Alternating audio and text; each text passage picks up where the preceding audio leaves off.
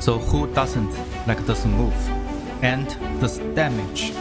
Oh my god! This is a new and very stylish weapon in Elden Ring DLC, Great Katana.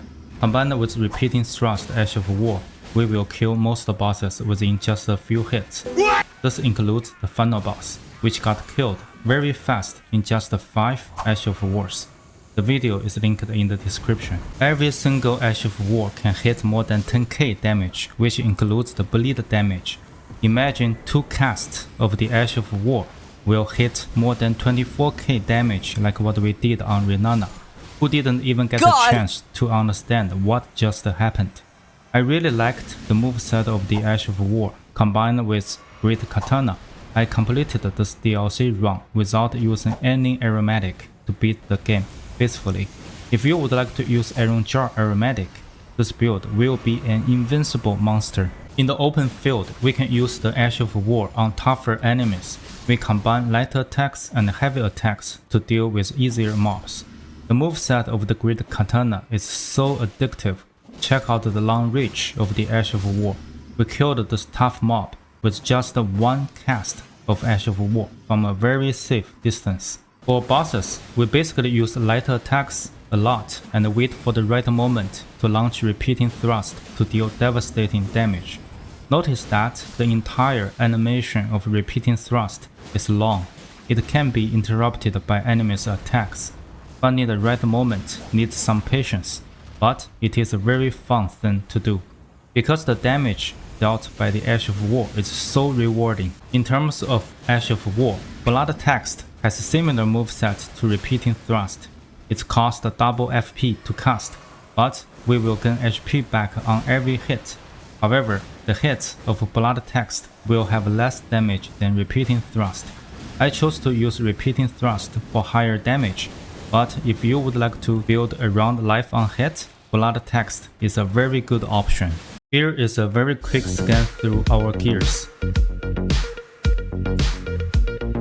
We have a plus 25 Great Katana with occult affinity.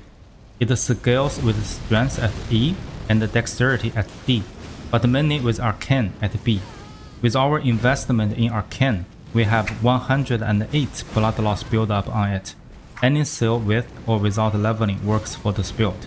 We use Wet Mask to get a 10% damage increase when bleed happens. We wear an armor piece as heavy as we can to provide us damage negation and enough poise. The rest of the armor pieces are from the Rakshasa set to give us 2% damage increase per piece. The combination gives us 72 poise, which is quite nice. We use Medicine's Frost Scissors and Rotten Wind Sword Insignia to heavily buff our consecutive damage. Shard of Alexander increases our damage by 15%. We use Lord of Blood's Exaltation to increase our damage by 20% when bleed happens. We use Thorny Correct Tier for consecutive damage boost. The second tier we use Blood Sucking Correct Tier for 20% damage increase. The downside with it is that we are losing 1% HP per second, but we have Blessing Spoon to continuously heal us.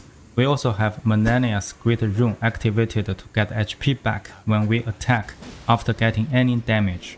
The recommended stats for a level 150 character are listed on the right. I would like to highlight the Commander Gaia's fight in the background. After being hit a few times at the beginning of the fight, I finally found the correct rhythm. The rest of the fight was basically a no-hit fight. The fighting style is really what I like the most. We dodge and hit the boss whenever we can have a small window to hit. Keep dodging and hitting with patience and it will pay off. After we stun him, we go for a critical hit and use repeating thrust Ash of War. Then he will fly up into the air. We dodge the spinning hit while he is dropping from the sky and cast repeating thrust. Great damage there, and the fight is basically over with a couple of more dodge and hit. We cast the Blessing Spoon to give us some HP regen, then cast the Golden Vow, refill FP, drink our Physick, cast the Flame grant me strength, two-hand our weapon, and we're ready for the fight. So mundane, and they keep coming like a moth to a flame. Oh, some things never change, never change.